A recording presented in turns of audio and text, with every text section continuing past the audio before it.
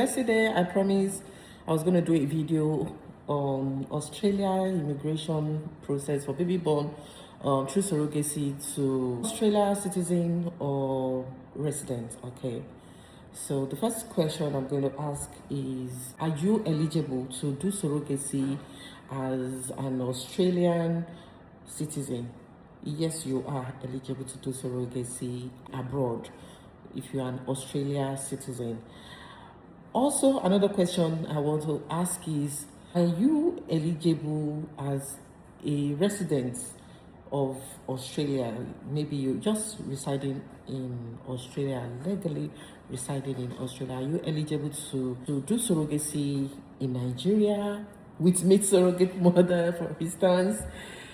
Yes, as a resident of Australia, yes, you are eligible to do surrogacy in Nigeria. Surrogacy abroad, as either being an Australian citizen or resident, or maybe you are permanent residents in Australia, there are some things that you need to know before you begin the process so that you don't get stuck at any point in time. Okay.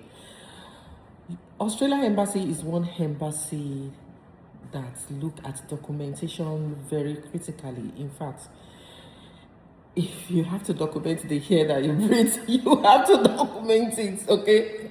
So, to begin with, the agency or maybe the hospital you're working with must be one that do take their due diligence in documentation.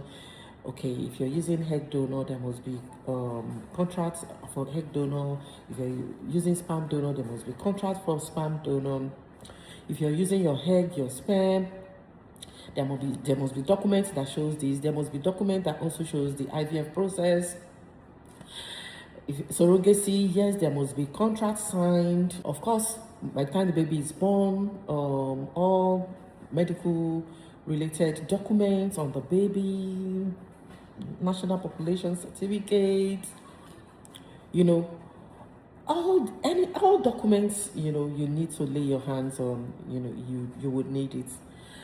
As an Australian citizen, the next question is, how are you an Australian citizen? Is it by descent? If you are Australian by descent, yes, you will be able to, your baby will be able to get Australian passport after meeting all the requirements of their immigration issuing the passport. Okay. Also very important is the fact that the surrogate mother's consent is needed even to issue Australian passport. Okay, so you don't want to work with an agency where the surrogate mother would not be involved or will not cooperate with you at the end of the day. Australia Embassy will put a call through to the surrogate mother. They're going to interview her. Do you understand? They're going to talk to her. They want to know at each point in time if she agrees with this. Okay. Aside this, Australia is a country where commercial surrogacy is not supported. So as a matter of fact, for being surrogate mother's contract, the contract agreement is quite different completely. You understand? So anything fee would need to be removed completely from the contract. Even our usual contract is written in such a way that we call it reimbursement for expenses. But this one is different. No fees at all. You're not going to just mention any fee at all. So it's a different contract entirely when we are doing when we are meeting intended parents from Australia. Okay. What I'm trying to say in essence is that as a citizen of Australia, or maybe you reside in Australia, so far you're living there legitimately, you're not an illegal occupant in Australia, yes, you can do surrogacy in Nigeria. And of course, you need to have an immigration lawyer in Australia as well that would coordinate your thing very well.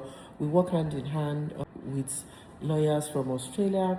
If you don't have, can recommend, you understand. So both of us will work hand in hand to ensure that we meet up with all the documents to guide you through the process. Okay.